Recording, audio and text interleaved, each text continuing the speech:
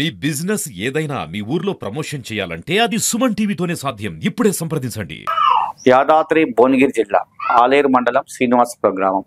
శ్రీనివాసపురం గ్రామం సంబంధించి BC general గా కేటాయించబడ్డది. దీనికి సంబంధించి ఒడ్ల శోభన్ బాబు తాజా మాజీ సర్పంచ్ మళ్ళీ కూడా ఒడ్ల శోభన్ బాబు అవకాశం వచ్చింది.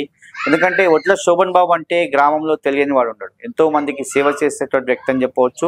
యువకులకే కావచ్చు, ప్రతి పేదవాడికి, పడుగు బలహీన వర్గాల కోసము గత ప్రభుత్వంలో కొట్లాడి ఎన్నో నిధులు తీసుకొచ్చి గ్రామాన్ని అభివృద్ధి పరిచారు. అదేవిధంగా ఈ శ్రీనివాసపురం గ్రామంలో తెలియని వారు ఉండరు. ఖచ్చితంగా శోభన్ బాబు అంటే ఎన్నో సమస్యల పైన కొట్లాడు. ప్రధానంగా మనం సుమన్ టీవీనే వేశాము. రైతులకు సంబంధించి నీటి సమస్య వచ్చినప్పుడు ఎన్నో రోజులు కొట్లాడినటువంటి విషయం చెప్పవచ్చు. ఆ రైతులకు సంబంధించి నీటి విడుదల కోసం కొట్లాడినటువంటి వ్యక్తి శోభన్ బాబు. అదేవిధంగా గ్రామంలో ఎన్నో కార్యక్రమాలు, సీసీ రోడ్లే కానీ, డ్రైనేజే కానీ, వివిధ కమ్యూనిటీ హాల్సే కానీ, నీటి సమస్య కానీ ఏదన్నా కూడా పరిష్కరించే వ్యక్తి శోభన్ బాబు. శోభన్ బాబు గారు మళ్ళీ ప్రచారం చేస్తున్నాడు. మళ్ళీ సర్పంచ్ అభ్యర్థిగా నిలబడ్డాడు. బీఆర్ఎస్ పార్టీ బలపరిచిన అభ్యర్థి నిలబడ్డాడు. ఖచ్చితంగా మళ్ళీ నాకు అవకాశం ఇస్తే వచ్చేది మా ప్రభుత్వమే, ఖచ్చితంగా గెలిపిస్తే ఖచ్చితంగా శ్రీనివాసపురం అభివృద్ధి చేస్తాను. ఒకసారి శోభన్ బాబుతో మాట్లాడు. శోభన్ బాబు, చెప్పండి, మళ్ళీ మీకు అవకాశం వచ్చింది. గ్రామంలో మీరు తాజా మాజీ సర్పంచ్ ఉన్నారు. ఇప్పటికే ఎన్నో కార్యక్రమాలు చేశారు. ఇంకా ఏ సమస్యలు గుర్తించారు? గ్రామం కోసం ఏం చేస్తారు? గ్రామానికి సర్పంచ్ మా భార్య అయింది, నేను కాదు. కానీ ఆమెకు నేను తోడుండి అనేక కార్యక్రమాలు, రోడ్డు వేయడంతో పాటు అయితే సీసీ రోడ్లు కానీ మొత్తం 2000 మీటర్ల కంటే ఎక్కువ దూరం సీసీ రోడ్లు వేసి గ్రామంలో ఇప్పుడు ప్రస్తుతం మట్టి రోడ్ అనేది లేదు. ఇంతకు ముందు మొత్తం మట్టి రోడ్డే ఉండే, ఇప్పుడు మాత్రం మట్టి రోడ్డు లేదు.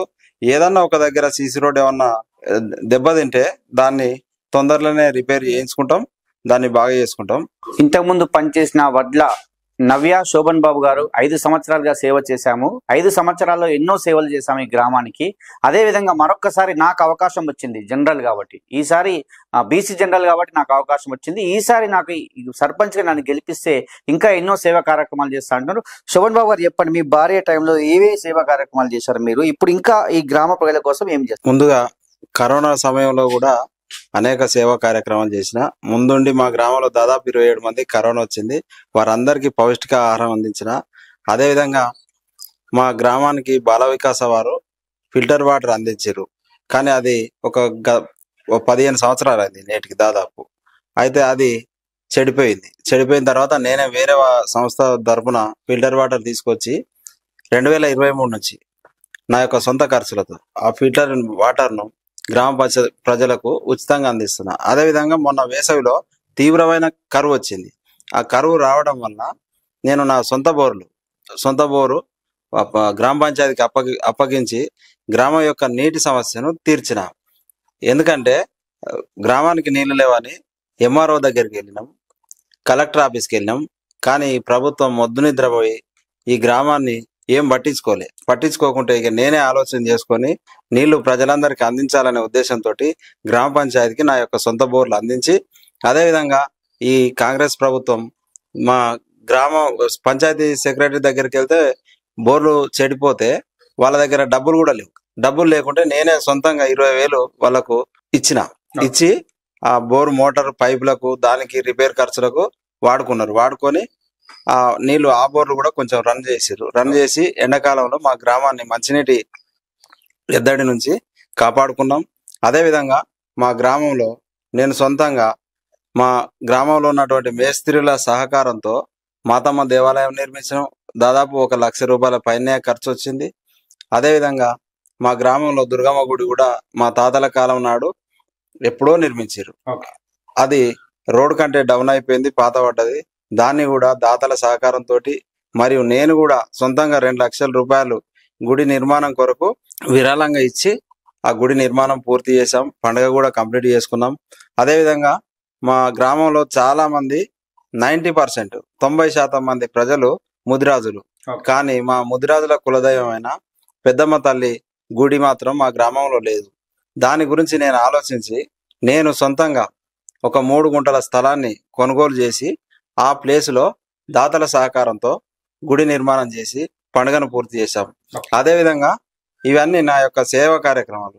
ఎవరైనా పేదలకు ఇబ్బంది ఉన్నదంటే, ఎవరైనా చనిపోయినా కానీ నేను వారి కుటుంబానికి ఆర్థిక సాయం చేశాను. ఈ సేవలు అనేటివి ఎప్పటికీ కొనసాగుతూనే ఉంటాయి.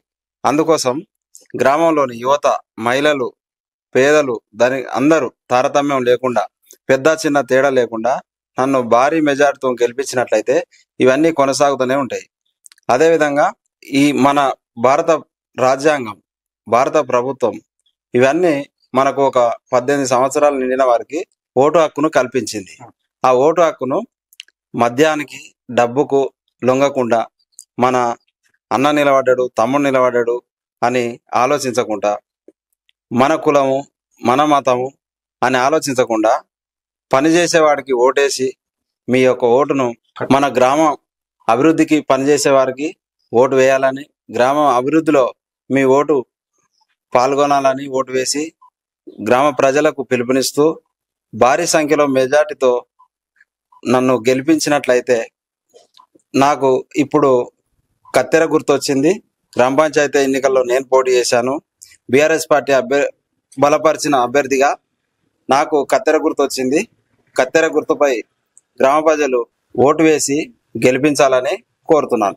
మరొక అవకాశం నాకు ఇచ్చినట్లయితే శ్రీనివాసపురాన్ని అభివృద్ధి పరుస్తా, బడుగులు బలహీన వర్గాల కోసం కావచ్చు, విద్యార్థుల కోసం కావచ్చు, మహిళల కోసం కావచ్చు, ప్రతి ఒక్కరికి తోడ్పాటు చేస్తాను. ఎందుకంటే నాకు అనుభవం ఉంది, ఎన్నో రంగాల్లో తిరిగినటువంటి వ్యక్తిని కాబట్టి ఈ అనుభవాన్ని ఉపయోగించుకొని మరొకసారి నాకు అవకాశం ఇచ్చి నన్ను గెలిపించాలని కోరుకుంటున్నారు. నాకు కత్తెర గుర్తు రావడం జరిగింది. ఈ కత్తెర గుర్తుపై ఓటేసి నన్ను వడ్ల శోభన్ బాబు అనే వ్యక్తిని నన్ను గెలిపించినట్లయితే నేను ఖచ్చితంగా, ఎందుకంటే నేను అంత చదువుకున్నటువంటి వ్యక్తిని, అందరితో పరిచయం ఉన్నటువంటి ఎక్కడికైనా వెళ్ళి కొట్లాడే వ్యక్తిని కాబట్టి ఖచ్చితంగా నాకు ఈ ఒక్క అవకాశం ఇచ్చినట్లయితే శ్రీనివాసపురం బంగారు శ్రీనివాసపురంగా తీర్చిదిద్దాను. ఎందుకంటే గత ఉమ్మడి నల్గొండ జిల్లాలో మారుమూల గ్రామం శ్రీనివాసపూర్ గ్రామ పంచాయతీగా చేసుకున్నాము. ఈ శ్రీనివాసపూర్ని ఇంకా అభివృద్ధి పరుస్తానని చెప్పి మనతో చెప్పిన విషయం.